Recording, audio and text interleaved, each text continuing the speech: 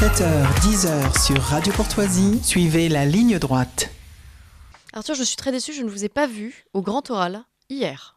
Eh ben ouais, mais j'ai une bonne excuse. Et j'ai même un mythe qui s'effondre. Parce que j'étais à un dîner très important. Oui.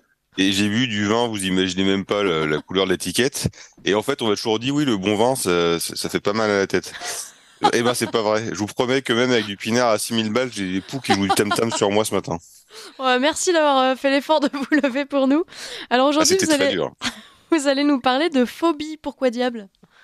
Pourquoi diable? Parce Ah qu'en oui même pas 10 jours, les phobes ont lancé une offensive, une contre-offensive qu'on n'avait même pas anticipée. On pensait naïvement que notre vivre ensemble inclusif, qui permet à toutes et tous et celles et ceux de vivre d'amour, d'eau fraîche, de burqa et de chemsex, était enfin arrivé. Eh ben non, on était sûr et certain que les heures sombres étaient définitivement derrière nous. Eh ben raté aussi. Le ventre de la bête immonde est encore ficon, une vraie usine à PMA. Et l'avènement du plus jamais ça, du no passara n'est pas pour tout de suite, malheureusement, chers auditeurs.e.s. Tout ce que vous voulez. Car vous n'ignorez pas de le savoir, le phobe est une plaie. Et en plus, il se multiplie, pire qu'un virus pangolin. On connaît islamophobe, xénophobe, europhobe, anglophobe, boyardphobe, russophobe, bref. Mais il y en a un qui est encore pire que les autres. C'est le LGBT-phobe. Lui, c'est le cadre de la haine, le prince du rance, le seigneur de la crasse. Parce qu'à lui tout seul, il cumule une phobie par consonant. Et comme elle s'additionne chaque année, bientôt il va être accusé d'une vingtaine de phobies. Donc il connaît même pas l'existence, mais c'est pas grave. Donc vous avez deux exemples du retour de la haine.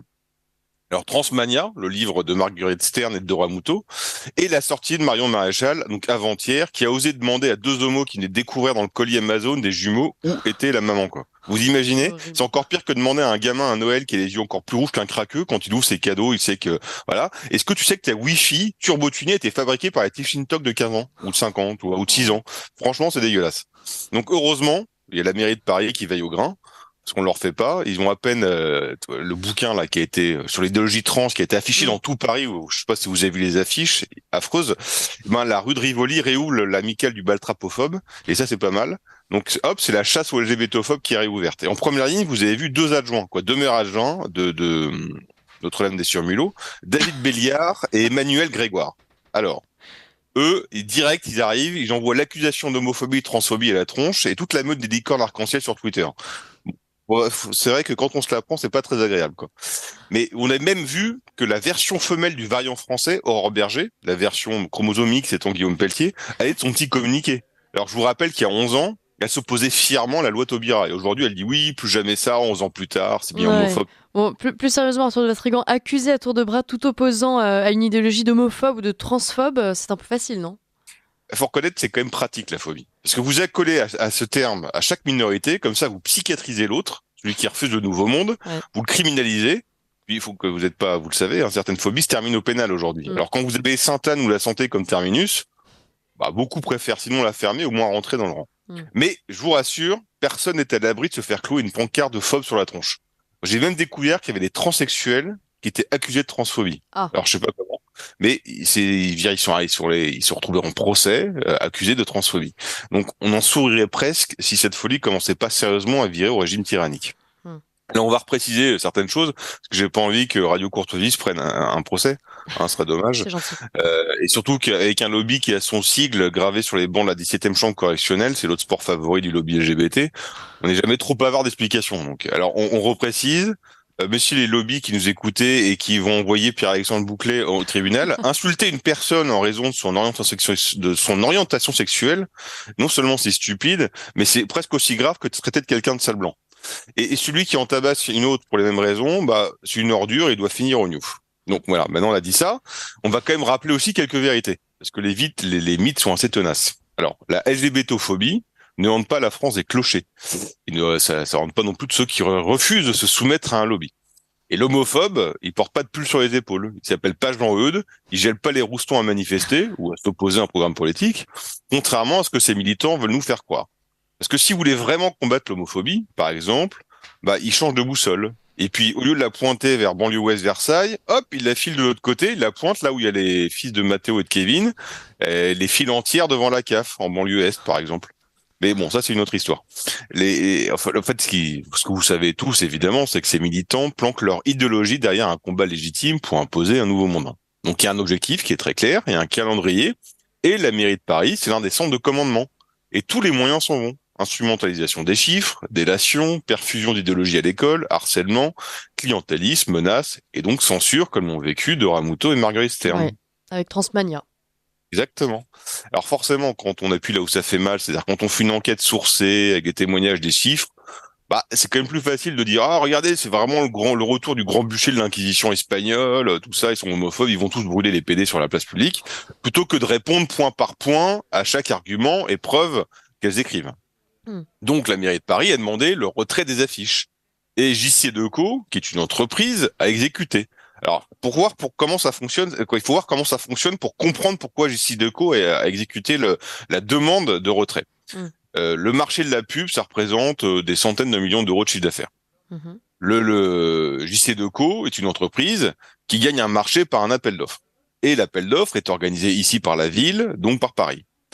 JC Decaux, qui était le grand patron de tout l'espace publicitaire de Paris, depuis quelques années, s'est fait griller par une autre boîte qui s'appelle Clear Channel. Ils ont perdu des appels d'offres. Là, il y a un nouvel appel d'offres qui arrive dans les prochaines semaines pour le marché qui commencera à partir de septembre sur le marché des mobiliers urbains d'information. Ça représente 1600 dispositifs. Or, qu'a déclaré Emmanuel Grégoire, premier adjoint à la mairie de Paris, en charge de l'urbanisme et de l'architecture, donc c'est-à-dire celui qui va organiser l'appel d'offres, il a dit que, je cite, la publicité doit être porteuse de valeur. Vous connaissez tous la phrase Zodiac, quand on parle de pognon à partir d'un certain chiffre, tout le monde écoute. Bah, Decaux a écouté, et Decaux s'est soumis. Alors, vous vouliez également parler de la polémique lancée par Marion Maréchal. Ouais, c'est parce que là où tu te dis que le lobby LGBT est surpuissant, mais ils sont un peu trop en confiance. Bon alors, à leur décharge, quand on voit que la porte-parole du gouvernement et quelques ministres de la Macronie, en poste ou à la retraite, accusent donc la tête de liste Reconquête d'homophobie parce qu'elle dénonce un truc illégal, on se dit bon, alors que même que leur président en 2017, Emmanuel Macron, je rappelle, avait annoncé que la GPA touchait à l'éthique et la dignité. Bon, bah forcément les militants LGBT se sentent pousser des ailes de licorne. Sauf que là, avec la GPA, on touche un truc qui est un peu plus visible, un peu moins flou que la PMA ou un mariage bidon. Mm. Tout le monde a bien compris qu'on parlait de vente d'enfants, que les mères porteuses étaient à chaque fois des clochardes, et que le gamin choisi sur catalogue était bizarrement plus proche physiquement de ce qu'on trouvait dans les berceaux, dans les baise-bornes, que les bébés de Centrafrique ou de Lampedusa. Mais bon, plus c'est gros, plus ça passe, me diriez-vous. Mais quand même, parler de progrès pour réhabiliter la traite d'êtres humains, qui, je le rappelle, a été abolie pour la 3e fois en France en 1848, c'est un peu fort de café. Alors, je vais encore faire l'avocat du diable ce matin. Le fait que Marie Maréchal ait lancé, entre guillemets, cette polémique sur la GPA, c'est pas vraiment elle qui l'a lancée, mais en tout cas, elle a réagi. Non, elle a répondu Oui, à une promotion de un couple d'homos qui fait la promotion de la traite, la traite d'êtres humains, en fait. Oui, non mais oui. Est-ce que c'était pas un peu risqué stratégiquement, politiquement, de se lancer dans ce... Bon, là, j'appelle votre opinion, en fait, c'est plutôt... Oui, j'ai bien compris. Bah, je sais pas, je me pose la question de ceux qui, des juges, des politiques, des journalistes, qui, il y a quelques siècles, osaient expliquer que un nègre, comme ils appelaient à l'époque, était un être humain. Est-ce que c'était pas risqué politiquement aussi? On appelle ça la traite d'êtres humains. Avant, on appelait ça l'esclavage. C'est exactement le même principe, parce qu'on dit, bon, il y a la mère, on peut faire une GPA éthique, c'est-à-dire on peut l'aider, l'encadrer, et puis si c'est elle qui demande, elle est assez libre. Bon, on sait que c'est pas vrai, que jamais une grande bourgeoise pétée d'oseille va prêter son utérus, c'est pas vrai.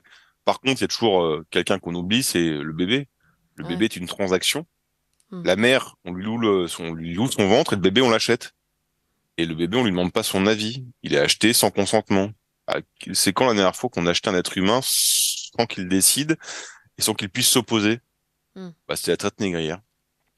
Bon bah voilà, ce sera votre conclusion. Merci beaucoup Arthur de Frigan. Ça allait là, pas de bafouille, ça va Bon, la un peu tête? quand même, mais non, ça va très bien, je suis en pleine forme. C'était bien la soirée grand oral? Oui, c'était pas mal. C'est toujours assez compliqué de faire vraiment la distinction, les différences, etc. avec... Qui était le meilleur? Ah mais écoutez, c'était pas à moi de vous le dire ça. Ok, qui vous a le plus impressionné? Le...